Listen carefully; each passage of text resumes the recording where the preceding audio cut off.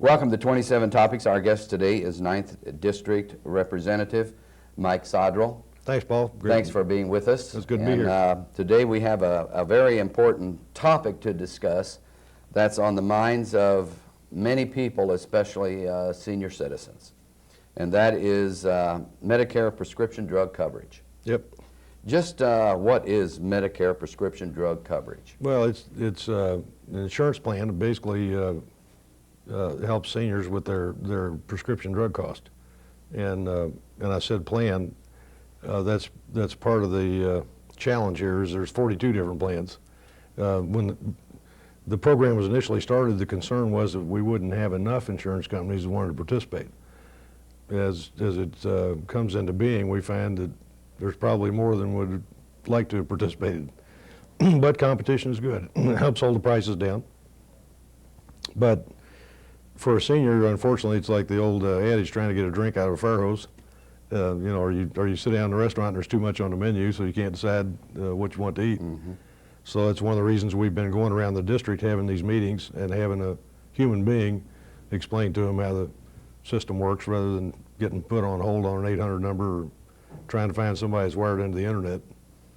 Well, you mentioned the 800 number. Many times when you dial one of those numbers, you certainly are put on hold. Yeah. We'll take you in the order that your call is received. Yep. But I understand that, because there are times when it's not that busy, but right now, because of what's going on, there certainly is a busy number. Just a suggestion for your viewers, but if you want to use the 800 number, they tell me the best hours is after 8 p.m.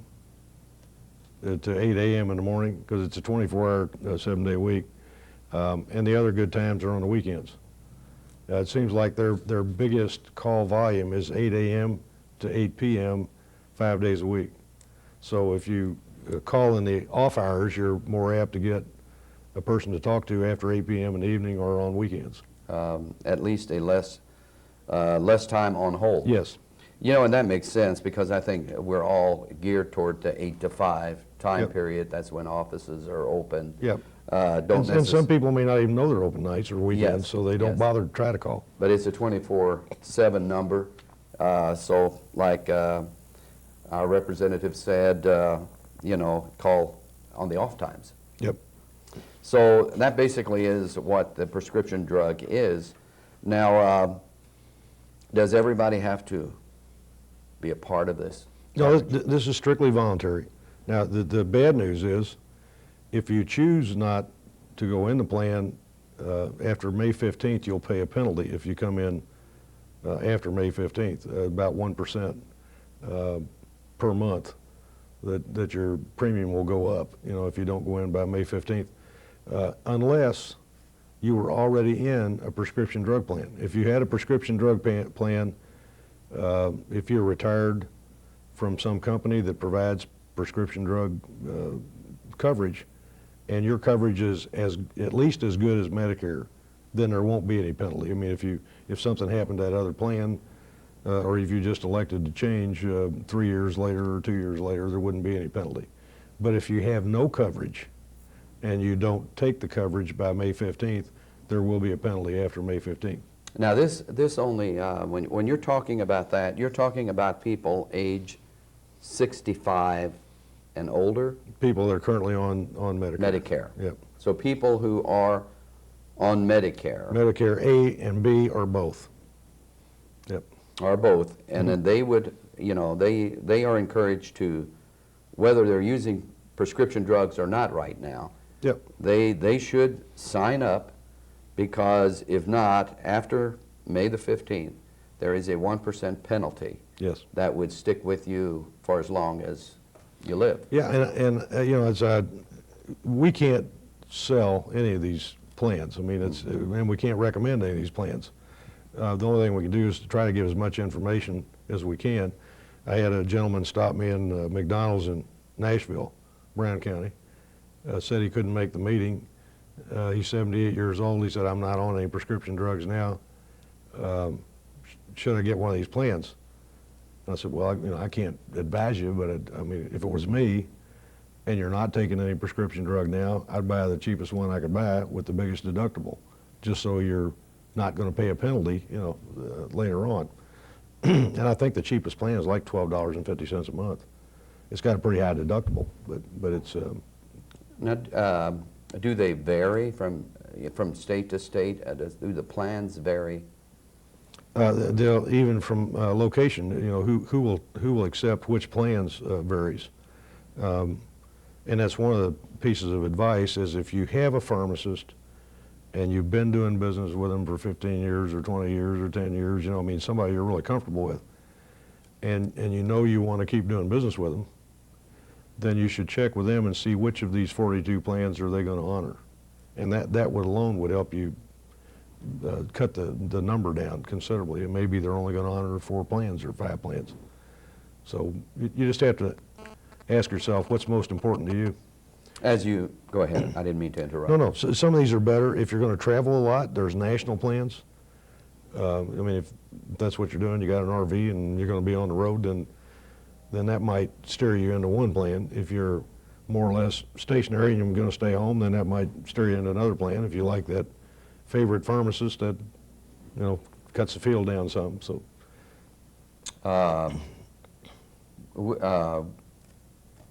I'm just trying to think of how that would apply. You know, here I'm a person who will take this plan. Mm-hmm. And I'm in Florida 6 months out of the year, let's say. You know, many people are there in Arizona. You know, cool climate, people go to the warm climate. Yep. And couldn't they call their local pharmacist at home and have them mailed? Sure. And Can that be done? Yeah, and some of these plans are predominantly mail order plans anyway. And particularly if you're on maintenance drugs. I mean, if you're a diabetic, you're using insulin, you're taking high blood pressure medicine, or you're taking some other maintenance drug, a lot of these plans provide for mail order. So you can just order your supply and have it mailed to you. So, you know, there are different plans, but if you have a local pharmacy and that's what you would like to do, it doesn't make really any difference where you travel unless you might travel in a foreign country. Yeah, but the real starting place for you is kind of, you know, here's the drugs that I'm currently taking, the medications that I'm currently on. You know, here's the things that are most important to me. Using my local pharmacist is important, or maybe it's not important. Yeah, you know, just price is important. You know? Mm-hmm. Because some of these plans have lower monthly premiums and higher deductibles. Some have higher monthly premiums, lower deductibles. So, you know, you just have to decide what's most important to you. You know, it's as we're discussing it here, you know, it just sounds like, why couldn't they come up with a simple plan? Well, you know, you can come up with one size fits all, but then somebody gets their toes pinched. I mean, you know, that's it probably is a little bit longer list than we'd like, but it needs to be long enough that you can get something that suits your needs, that you're not forced into a plan that really doesn't address your needs. I So understand. it's kind of good news and bad news. You know, you having all these choices sometimes makes it hard to make the decision, but having all these choices also makes it easier for you to find a plan that really suits what you want to do. Now, getting on to the plan, there's multiple plans, and if you're on Medicare now and you don't have a plan, or you don't have a good plan for prescription drugs, you need to have a plan in place by May the 15th. May 15th. If you don't, there is a penalty. Mm-hmm.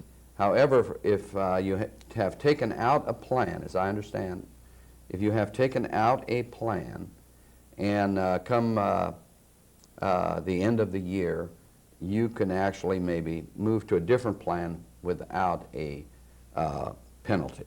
I think you have a window each year that you can do that. Yes, You can't do it anytime you want to, but there's an open change window. It's like a month or something, somewhere in here, November 15th through December 15th or something like that. There is a window toward the end of the year that would start the next year. Yep. So if you have taken a plan and you have found out that you might be better off with another plan, you have to change it in that window. Yep. We're getting down here to understanding this a little bit better, aren't we? A little better. Now, what if you have some kind of drug coverage, either through the union or employment? What if you have some kind of prescription coverage with your Then you can plan? keep the coverage you have, and if that coverage is at least as good as Medicare prescription drug plan, then if something happens to that later on, and maybe 2 years from now, or 3 years from now, or next year, you won't be charged a penalty. In other words, if you already had insurance, and if the insurance was at least as good as the Medicare prescription drug plan, you can sign up late without a penalty. The penalty applies to people that don't currently have a prescription drug plan. And that really are on Medicare and should be signing up. Yep. What about people who are on the Veterans Program or something of that nature? But I guess that would apply as the same as if you already have a plan. Yes, if you already, if any plan that you're on is as good as or better than Medicaid, then you won't have a penalty if you sign up late. Really doesn't make any difference whether it's with, you know, like the Veterans Administration, Medigap, or TRICARE, or anything of that nature. TRICARE, any of that's at least as good as or better. You know, the main thing is, I guess, really, if you don't have a plan, you know, now's the time to get a plan. Absolutely, and it can save you a lot of money. What about the people who are on Medicare, Medicaid, where, you know, they are on a low income scale? Now, those people will still be covered as they have been on Medicaid? You know, I'm not as familiar with the Medicaid as I am the Medicare, Paul, but Yes. I think that's correct. You know, there are people that are on Medicare and really don't have the income. Then Medicaid supplements their Medicare. And as I think, I may be wrong, but I think that is not really affected in the cases that we have spoken of, as I understand it. Because I know that some people are concerned, what does this do to me? Yeah, and this is one of the reasons that in the meeting that I had here in Jasper and the other meetings, I brought somebody that's a little more expert than I am. I mean, it's hard to be conversant with every piece of this and everything else that goes on. So, Yes. you know, we brought some people along that really understand it. Well, that is really really great, because there's just a lot of questions to answer when you get out with it with the public. But you know, there is this manual, Medicare and You 2006, that was mailed out to every senior home, I guess, in the United States. Yeah, hopefully everybody got one. If you didn't get one, if you contact our local congressional office here in Jasper, we'll chase one down for you. And you know, just make sure that you get a hold of the Sodrel's local office here at 5th and Clay Street in Jasper, and talk to the people there, and make sure that you have one of these copies.